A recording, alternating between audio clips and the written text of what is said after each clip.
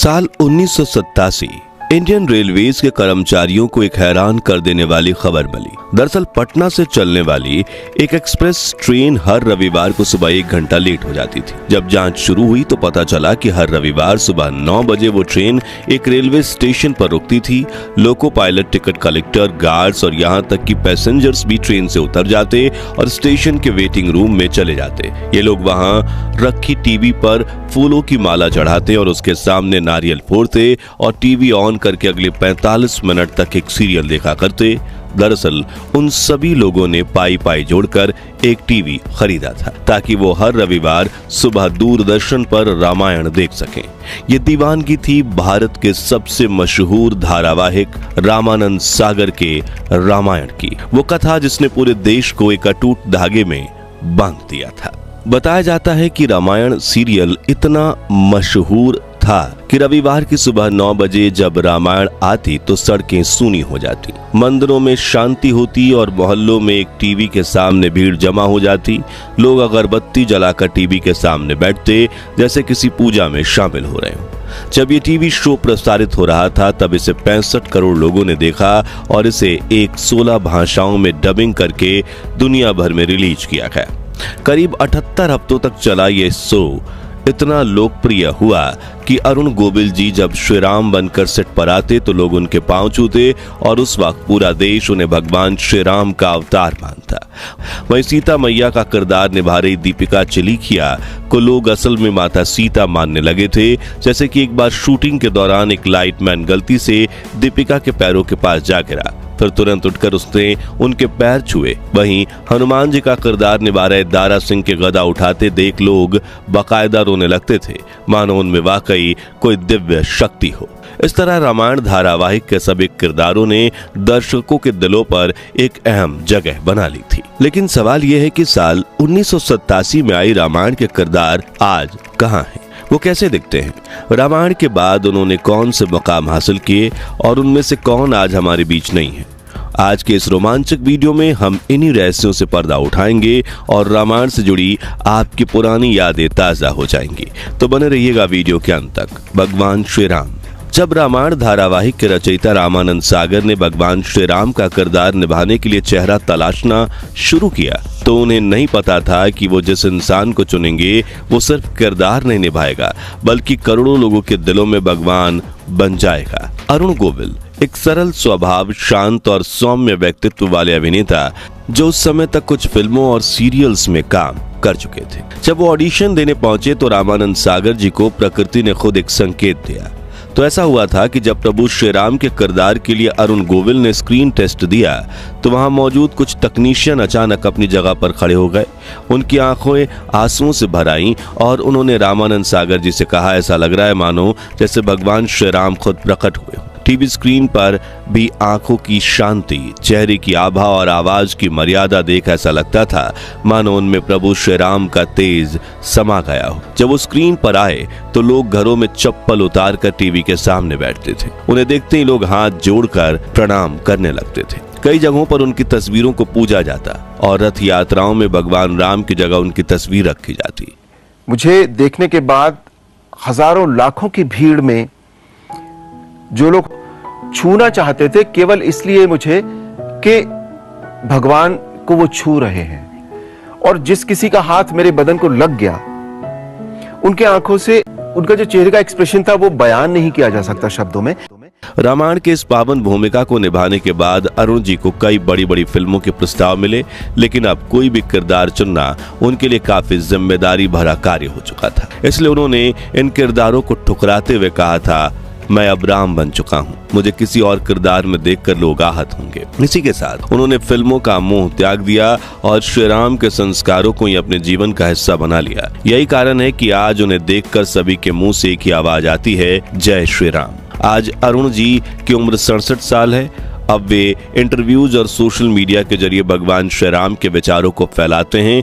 2021 में उन्होंने Bharatiya Janata party join की और आज वो लोकसभा सांसद हैं। माता सीता रामानंद सागर जी की रामायण इसलिए इतनी लोकप्रिय हुई क्योंकि हर किरदार ने अपना काम जिम्मेदारी और आस्था से किया था, और उन्हीं में से एक थी दीपिका चिलीखिया, जिन्होंने माता सीता के किरदार को जिस भाव और समर्पण से निभाया, उसने उन्हें मनुष्य जन्म में देवी की भूमिका दिलवा दी। कहा जाता है कि जब दीपिका जी पहली बार माँ सीता बनकर पर्दे पर साड़ी, सिंदूर और झुकी हुई पलकों के साथ आईं, तो लोगों ने उन्हें किरदार नहीं बल्कि साक्षात श्री जनक नंदिनी सीता मैया मान लिया। उनके चेहरे की शालीनता, आवाज में स्नेह और आंखों में त्याग हर दृश्य में एक आदर्श पत्नी, बहू और देवी का रूप दिखाई देता था। इसलिए असल जिंदगी में लोग उनके पांव छूते और महिलाएं उन्हें देखकर रोने लगती। दीपिका जी कहती है कि मुझे बहुत काम मिला, मैंने हर रोल नहीं किया क्योंकि मेरे दर्शक मुझे सीता माता के रूप में देखते हैं और उस आस्था को ठेस नहीं पहुंचा सकती। इस तरह कुछ वर्षों बाद दीपिका चिलीखिया ने राजनीति में भी कदम रखा और 1991 में बड़ोदरा से बीजेपी की सांसद बनी और साल 2020 में उन्होंने सरदार पटेल के जीवन पर आधारित फिल्म बाल नरेंद्र में भी काम किया और आज उनकी आयु 60 वर्ष है। श्री राम भक्त हनुमान।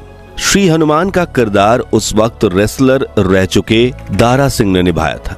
उन्हें लेकर एक मशहूर किस्सा यह है कि उन्होंने पहली बार गदा उठाई तो किसी को समझ नहीं आया कि कितनी भारी गदा उन्होंने इतनी सहजता से कैसे उठा ली। तभी लोगों ने मान लिया कि उन्हें सच में कोई दिव्य शक्ति प्राप्त हो गई है। धारावाहिक के दौरान दारा सिंह सिर्फ एक अभिनेता नहीं रहे बल्कि शक्ति, भक्ति और संकल्प की जीती जागती प्रतिमा बन गए। वो श्री राम बोलते हुए समुद्र पार करते थे, संजीवनी बूटी लाते थे और या अशोक वाटिका को उजाड़ते हुए लंका जलाते थे तो हर सनातन धर्मी की आंखों में खुशी के आंसू भर जाते थे। शो के बाद दारा सिंह ने पॉलिटिक्स में कदम रखा और सांसद बने। भारत सरकार ने उन्हें पद्मश्री से सम्मानित किया, लेकिन फिर साल 2012 में उन्होंने दुनिया से विदा ले ली और उस वक्त हर राम भक्त की आंखों में बस आंसू ही थे। लक्ष्मण। रामायण में लक्ष्मण सिर्फ भगवान राम के छोटे भाई नहीं थे, वो भक्ति, निष्ठा, साहस और त्याग की एक मिसाल थे और टीवी शो में इस किरदार की जिम्मेदारी निभाई थी सुनील लहरी ने, जिन्होंने रामायण के बाद बाहरों की मंजिल, आजा मेरी जान और जन्म कुंडली जैसी फिल्मों में काम किया, मगर फिर वो बॉलीवुड इंडस्ट्री से दूर हो गए। आज सुनील की उम्र 64 साल है। वो कुछ ऐसे दिखते हैं। 2020 में जब लॉकडाउन के दौरान रामायण का पुनः प्रसारण हुआ था तब वो चर्चा में रहे थे। रावण। रामायण के रावण सिर्फ एक खलनायक नहीं बल्कि एक विद्वान, तपस्वी, महाशक्तिशाली राजा भी था। इस जटिल किरदार की जिम्मेदारी रामानंद सागर ने गुजराती फिल्म इंडस्ट्री के जाने माने अभिनेता अरविंद त्रिवेदी को सौंपी। अरविंद 300 से अधिक गुजराती नाटकों, फिल्मों में अभिनय कर चुके थे, लेकिन जब उन्होंने रामायण में रावण का किरदार निभाया तब उनकी गूंजती आवाज, भारी चाल और तीखे संवादों ने पूरे भारत को हिला दिया था। रामायण के बाद उन्होंने कुछ फिल्मों में काम किया और फिर भारतीय जनता पार्टी की तरफ से चुनाव लड़कर लोकसभा के सांसद बने, जिसके बाद उन्होंने सेंसर बोर्ड के चेयरमैन की भूमिका भी निभाई और 6 अक्टूबर 2021 के दिन 82 वर्ष की उम्र में उनका निधन हो गया। भरत। अगर आपने रामायण देखी है तो आपको वो दृश्य जरूर याद होगा जब भरत भगवान श्री राम से मिलने चित्रकूट गए थे। इस छोटे लेकिन भावुक कर देने वाले किरदार को संजय जोग ने निभाया। उन्हें दर्शकों की काफी सराहना मिली। रामायण के बाद वो हिंदी और मराठी फिल्म इंडस्ट्री के जाने माने चेहरे भी बन गए, लेकिन दुख की बात कि साल 1995 में महज 40 वर्ष की उम्र में उनका निधन हो गया।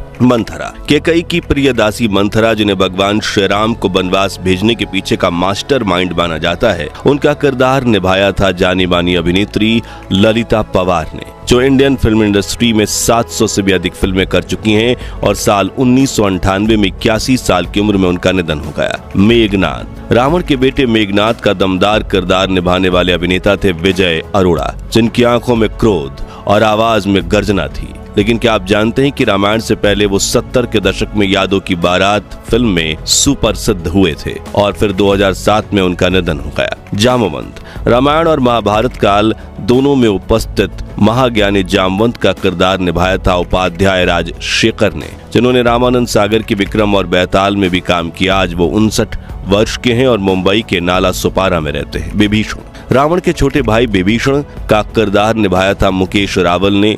जब लंका में अन्याय और अधर्म चरम पर था तो विभीषण ने अपने कुल को नहीं, सत्य और धर्म को चुना। मुकेश रावल की साल 2016 में एक ट्रेन हादसे में जान चली गई।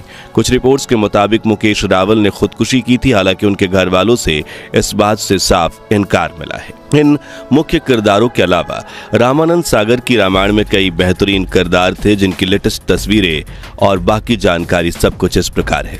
नल बने थे गिरीश शेठ। केवट बने थे त्रिवेदी कौस्तुभ, सुग्रीव बने थे श्याम कलानी जिनकी वर्ष 2020 में 55 वर्ष की आयु में मृत्यु हो गई। प्रेम और भक्ति के प्रतीक शबरी जी बनी थी सरिता देवी, साल 2001 में 75 वर्ष की आयु में इनकी मृत्यु हो गई। मां पार्वती बनी थी अभिनेत्री वंदनी मिश्रा, भगवान शिव बने थे विजय कवीश, लव का किरदार निभाया था मयूरेश क्षेत्र मांडे ने जो आज 49 वर्ष के हैं। कुश का किरदार निभाया था अभिनेता स्वप्निल जोशी ने जो आज 47 वर्ष के हैं।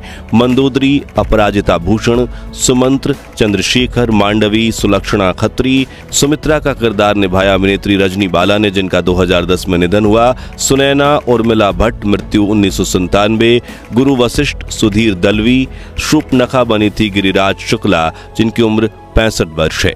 उर्मिला अंजलि व्यास, त्रिजटा विभूति दवे, कौशल्या जी का किरदार निभाया था राज्यश्री गडकर ने जिनकी साल 2008 में 66 वर्ष की उम्र में मृत्यु हो गई। टीवी के सबसे मशहूर शो रामानंद सागर जी के रामायण में अहम किरदार निभाने वाले अभिनेता की लिस्ट को और आगे बढ़ाएं तो राजा दशरथ बने थे बालधुरी जो आज 81 वर्ष के हैं।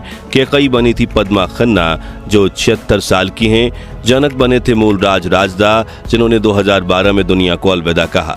वनराज बाली के पुत्र अंगद बने थे खान बशीर। जी हाँ, रामायण में कई मुस्लिम एक्टर्स भी थे जिन्होंने कमाल का अभिनय किया, जैसे अंगद जिसके पैर को लंकापति रावण तक नहीं हिला पाया।